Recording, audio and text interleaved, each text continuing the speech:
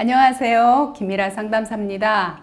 오늘의 주제는 아이에게 관심 갖지 말아라로 정했는데요. 어머, 무슨 주제가 이래?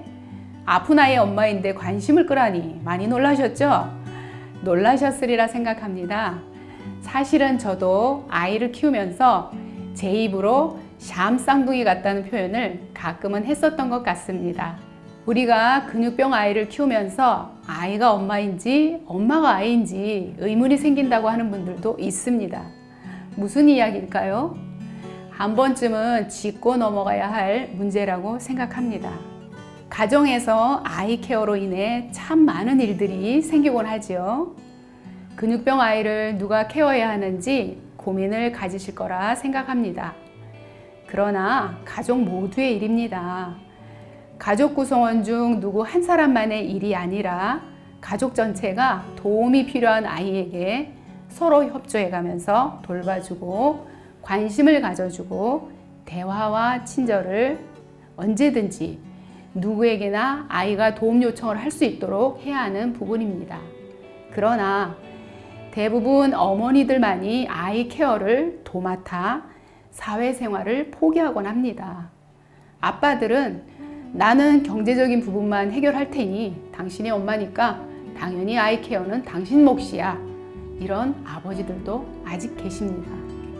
제가 상담 현장에서 근육병 아이를 케어하는 부모님들의 모습들을 보게 되는데 절반가량의 어머니들이 아이 스스로 할 수 있는 아주 작은 행동에도 어머니의 몸이 반응한다는 것이죠.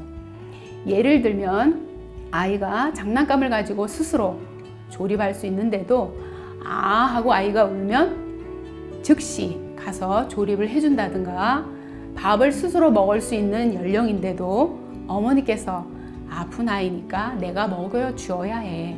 이런 행동.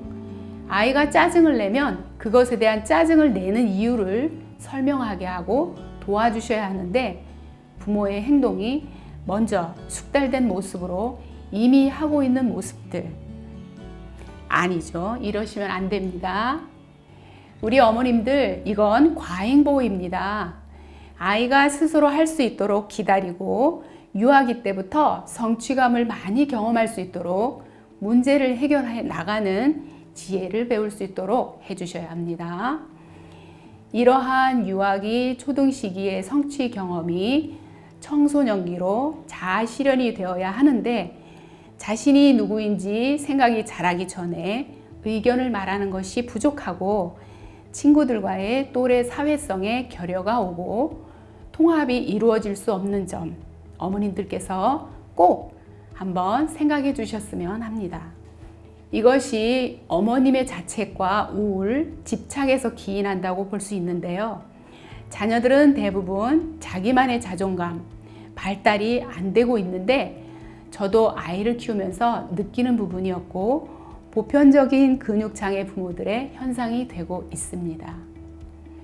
우리 아이들이 건강한 신체는 아니더라도 건강한 정신은 소유할 수 있도록 하려면 먼저 어머니들의 건강한 마음이 중요합니다.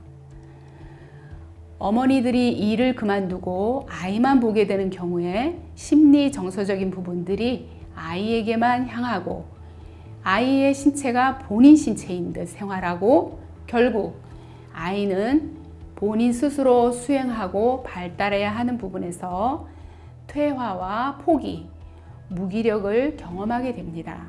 인간은 출생부터 성인에 이르기까지 끝없는 발달 과업이 있습니다.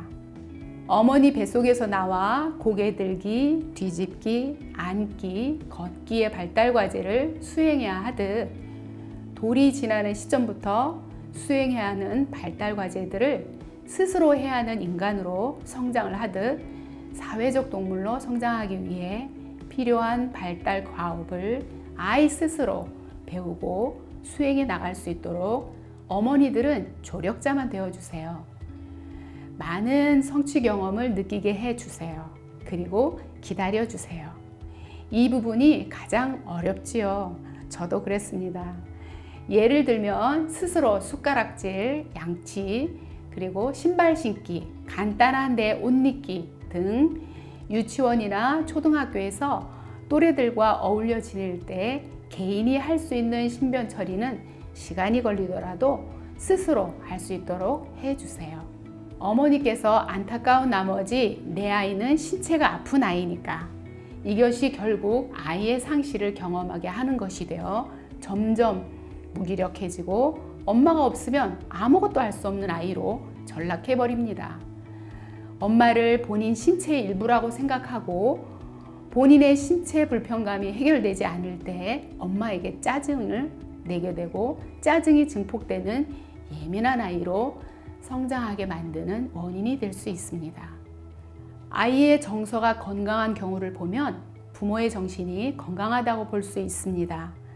엄마가 사회활동을 통해서 자아 실현을 하고 열심히 사는 모습을 보고 자란 자녀는 나도 엄마처럼 열심히 살아야겠구나 하는 동기부여가 됩니다.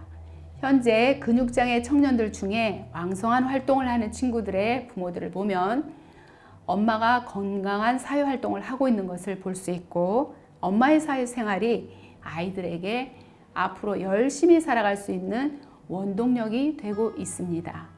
내 아이가 비록 근육병을 앓고는 있지만 건강하게 이 사회의 한 일원으로 우뚝 서기를 원한다면 오늘부터라도 이 영상을 보는 부모님들은 아이에게 관심을 갖지 마세요. 아이가 넘어지는 경험, 상실의 경험, 그리고 장애로 인해서 벌어지는 고비를 경험하는 것, 비장애 친구들과 마찬가지로 경험해 보아야 한다고 생각합니다. 저도 아이가 청소년기일 때부터 사회복지 공부를 시작으로 장애인 동료 상담, 장애 인식 강사 자격, 활동보조인 자격, 미술 심리, 부부 상담 자격을 취득하고 부모의 활동과 장애인 인권 분야, 다양한 공청회와 세미나에 참여해 보면서 장애 분야에서 성장을 하게 되었고요. 상담 공부를 하면서 2018년부터 행자부 후원을 받아 전국 근육장애 가족 상담을 진행하고 있고요. 현재는 근육장애 가족뿐만 아니라 다양한 유형의 장애인들과 가족들을 만나고 있습니다.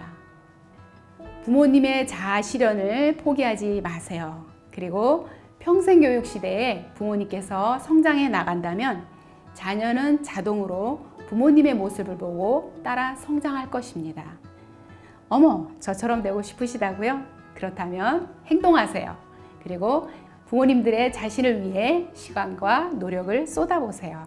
자녀는 부모의 거울이라고 했으며 부모의 뒷모습을 보고 자란다고 합니다.